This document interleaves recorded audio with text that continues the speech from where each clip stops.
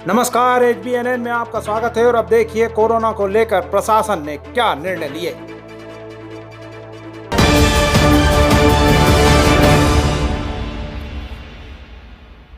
Crisis committee की बैठक आज शहर के ऑडिटोरियम में संपन्न हुई। इस बैठक में गणमान्य नागरिकों से सुझाव लिए गए और इस बात पर चर्चा की गई कि किस तरह से शहर में कोरोना के विस्तार को रोका जाए।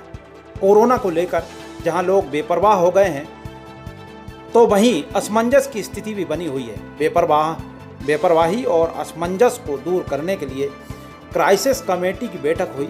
इस बैठक में विधायक doctor Sitasharan Sharma, SDM Madan Singh Raghuvanshi, TIRS Chauhan, Deepak Agarwal, Jasveer Chhabra, Sandesh Purohit, राजा तिवारी, भरत वर्मा सहित तहसीलदार पूनम साहू, CMO हेमेश्वरी पटले, CEO वंदना केथल सहित अन्य अधिकारी कर्मचारी मौजूद थे। क्राइसिस कमेटी की बैठक के दौरान प्रशासन और व्यापारियों के बिगड़ते रिश्ते को लेकर संयुक्त व्यापार महासंघ के अध्यक्ष दीपक अग्रवाल ने बात रखी तो इधर जय किशोर चौधरी ने पुरानी टारसी के व्यापारियों से तुलना करते हुए कहा कि पुरानी टारसी के व्यापारी प्रशासन के द्वारा दिए गए आदेशों का शब्दशः पालन करते हैं। कि व्यापारी और प्रशासन की आपस में खूब ज्यादा दुश्मनी हो गई, ये हो गई। व्यापारी बहुत निरीह होता है, कभी किसी प्रशासनिक अधिकारी या प्रशासन से दुश्मनी नहीं करता है।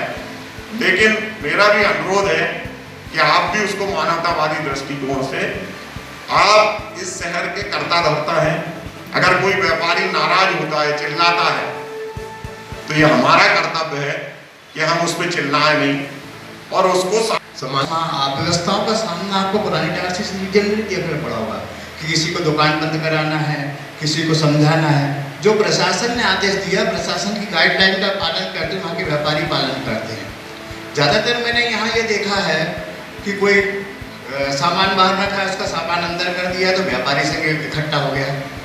किसी का सामान बाहर रखा है, SDM साहब आते देखे, CMO साहब आते देखे तो सामान हमने अंदर खींच लिया और जैसे उनकी भीड़ देखी फिर सामान रख दिया सामने। और ऐसे लोगों को जब सपोर्टर लोग खड़े हो जाते हैं तो निश्चित रूप से तकलीफ होती है। और जब तक एक साथ मिलकर सभी लोग सहमति के साथ में इस क्राइसिस का यदि पालन नहीं करेंगे, इस क्राइसिस का सामना नहीं करेंगे तो निश्चित रूप से हम काफ़ी पीछे चले जाएंगे। इसलिए मेरा अनुरोध है प्रशासन और क्राइसिस मैनेजमेंट की जो बैठक हो रही है, इसमें जो सामूहिकता के साथ में निर्णय लिए जाते हैं, इनको फॉलो करने की बहुत आवश्यकता है। इसलिए मेरा अनुरोध है कि जो भी आप निर्णय लें यहाँ पर तो उसको कठोरता से कड़ाई के साथ पालन करें, चाहे कोई हो, उसमें किसी को भी ढील देने की जरूरत नहीं है। ऐसा मेरा अनुरोध है। सोनू गुरियानी ने कोरोना को लेकर सवाल खड़े किए और कहा कि सोशल डिस्टेंसिंग, मास्क और सैनिटाइजर को लेकर लोगों को बहुत जागृत कर लिया, लेकिन अब यह स्पष्ट होना चाहिए कि आखिर कोरोना किसको हो रहा है, क्योंकि कई बार ऐसे लोगों को कोरोना पीड़ित घोषित कर दिया जाता है जिनकी बाद में रिपोर्ट नेगेटिव आती है। व्यापार संघ या कोई ने भी सामान उठाने, रसीद काटने, अतिक्रमण काटने पे कभी भी किसी व्यापारी का सहयोग किया हो? नहीं किया। सर आपने खुद इस बात को वही डिस्क्लोज कर रहे हैं, खत्म कर रहे हैं। बात चल रही थी सोशल डिस्टेंस, मास्क, सैनिटाइजर, वो सब ठीक है, हम उसका प्रचार प्रसार कर सकते हैं, उसके अलावा हम कुछ नहीं कर सकते। जो हम नेक्स्ट लेवल की हम बात करें, क्या कोरोना है क्या, हम बात करें हॉस्पिटलाइज की। सर रैपिड किट या तो आप बंद करवा दीजिए। रैपिड किट सुबह हमको पॉजिटिव कर रही है या नेगेटिव कर रही है, 2 घंटे बाद वही रैपिड किट हमें कुछ और डिसीजन दे रही है। हम उसके कारण हो सकता है कि पूरे शहर को पॉजिटिव कर दें। हम खुद ही क्लियरिफाई नहीं कर पा रहे हैं कि वाकई ये जो रिपोर्ट आई है वो सही में पॉजिटिव है या नहीं, सिम्टम तो नहीं है। किसी को कहीं बाहर जाना है तो उसको एक रिपोर्ट लेनी है कि भाई हमको रिपोर्ट चेक करवानी है। वो बंदा अपनी सहूलियत के हिसाब से क्या कि मुझे एक राइटिंग में वर्क मिल जाए कि हाँ भाई मैं पॉजिटिव है, वो बंदा जा रहा है वहाँ पॉजिटिव है जा रहा है, वहाँ उसको क्वारंटाइन चालू हो गया, एक संख्या और बढ़ गई कि कोरोना बढ़ गया। एक उदाहरण नाम नहीं लेना चाहता सर, लास्ट टाइम में मीटिंग में मैंने अजय देवरे जी का नाम लिया था, इस साल में नाम दे रहा हूँ संजय मड़ैया का। सर उसका कुछ निराकरण आप लोग ने निकाला? क्या प्रोग्राम था? एक 74 वर्षीय को आपने पॉजिटिव घोषित करवा के अंतिम संस्कार 5 लोगों में करवा दिया, 4 घंटे बाद रिपोर्ट आती है वो नेगेटिव है। हम पहले क्राइटेरिया डिसाइड करें कि वाकई कोरोना पॉजिटिव है कौन। हम पहले क्लियर नहीं पर करें कि कोरोना है कौन।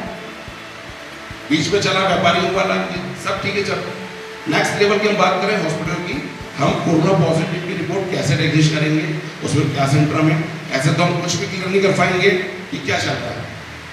मास्क, सैनिटाइजर, सोशल डिस्टेंस, इसके अलावा नई चीज बात करें, बीपी लो का प्रॉब्लम था संजय मणिजन, इलाज प्रॉपर नहीं, सिर्फ ग्लूकोज की बोतल चलती रही, उसके घर वालों को आप बुलाएं।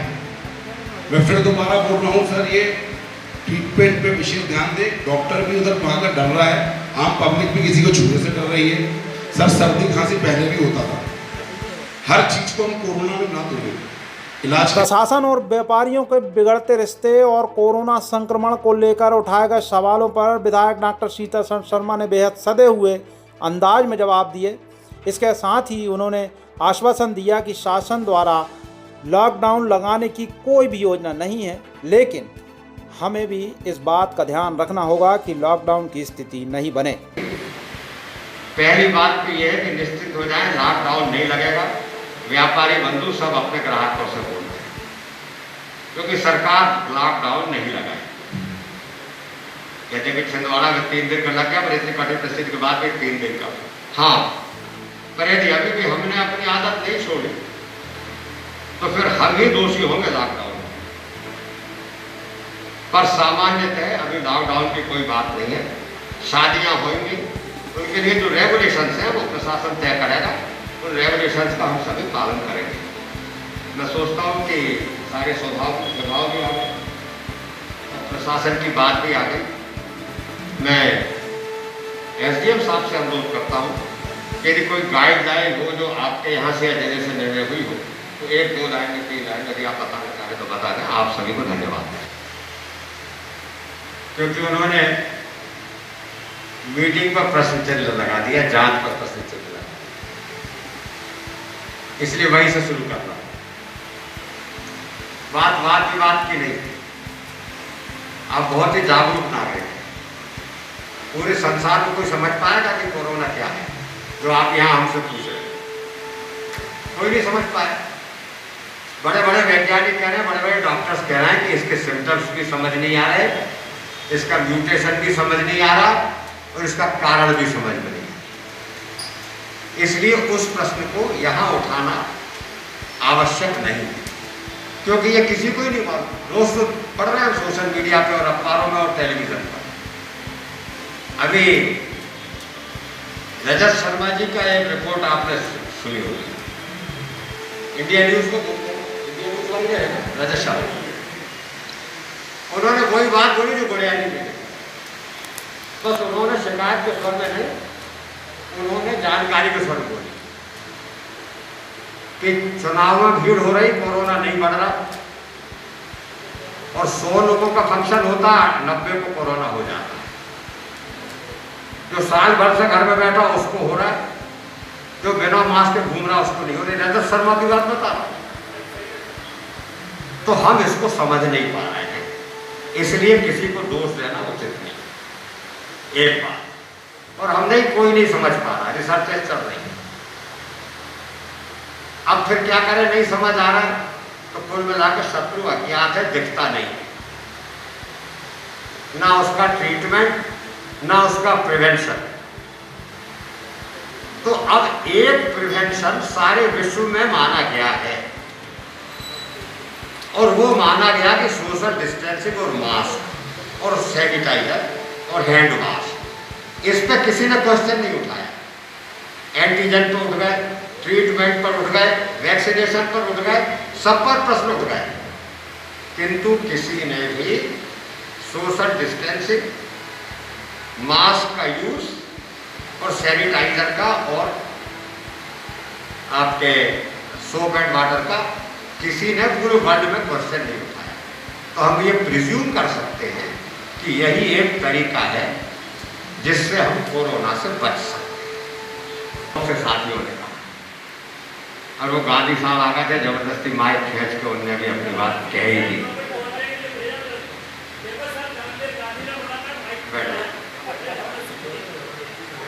तो दीपक भाई ने कठोर शब्द का व्यापारी भी अपराधी थोड़ी नहीं, बिल्कुल नहीं है। ये हमारे समाज के ही सब लोग हैं। फिर व्यापारी के पीछे क्यों पड़ जाते हैं? इसलिए कि बाजार में ही भीड़ होती है और बाजार व्यापारियों से गुलजार होता है। तो भीड़ कम करना है तो व्यापारी पर नियंत्रण करना है, दुश्मनी के कारण नहीं। आप कहीं भी चले जाइए पूरे देश में, हमारे देश का ये एक चलन है। चाहे गांव का बाजार होगा तो गांव के बाजार में भीड़, शहर का होगा तो शहर में,